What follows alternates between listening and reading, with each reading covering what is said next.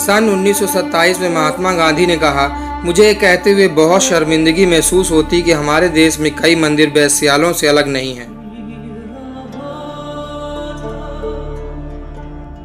फ्रांसीसी यात्री बर्नियर के अनुसार हर साल पुरी में रथ यात्रा से पहले भगवान जगन्नाथ का विवाह एक नई युवती से किया जाता था।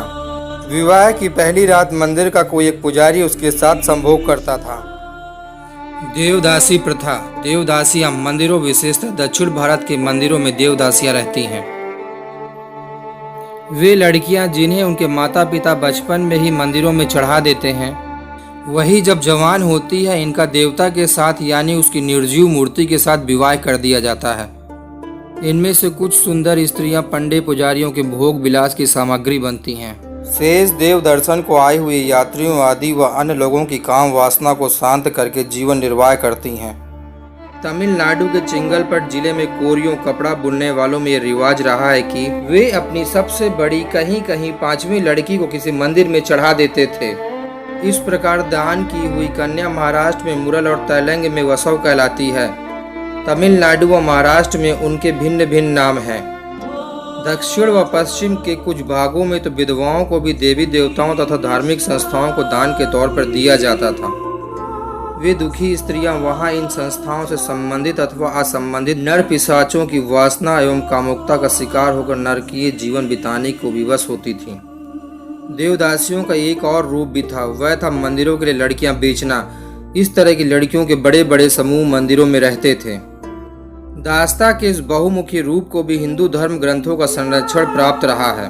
भविष्य पुराण में कहा गया है कि जो भी स्त्रियों का समूह मंदिर को दान देगा उसे सूर्य लोक की प्राप्ति होगी।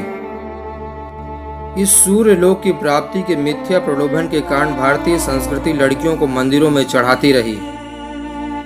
जब सोमनाथ के मंदिर को गजनी ने लूटा तब वहां 500 देवदासियां थीं। इसी तरह तंजौर मंदिर में 400 देवदासियां थीं। चीनी यात्रियों ने जगह जगह हिंदू मंदिरों में देवदासियां देखी थीं। एक यूरोपीय यात्री श्री पाइस ने विजयनगर की यात्रा के पश्चात देवदासियों के विषय में लिखा था कि देवदासियों की बेटियां भी मंदिरों की ही संपत्ति होती थीं।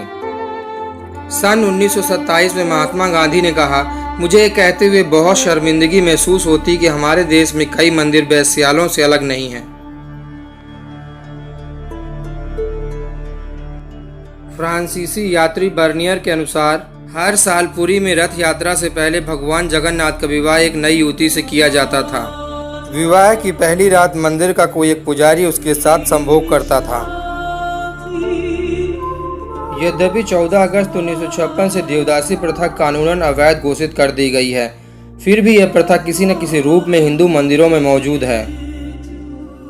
23 फरवरी 2015 टाइम्स ऑफ इंडिया की खबर के अनुसार तेलंगाना और आंध्र प्रदेश केवल 2 राज्य में ही करीब 80,000 देवदासियां अभी भी मौजूद हैं। देवदासी प्रथा का चलन सबसे अधिक कर्नाटक, आंध्र प्रदेश, तेलंगाना, तमिलनाडु, महाराष्ट्र, उड़ीसा, गोवा और मध्य प्रदेश के कुछ इलाकों में है। तो आप अंदाजा लगा सकते हैं कि पूरे देश में देवदासियों की संख्या कितनी होगी।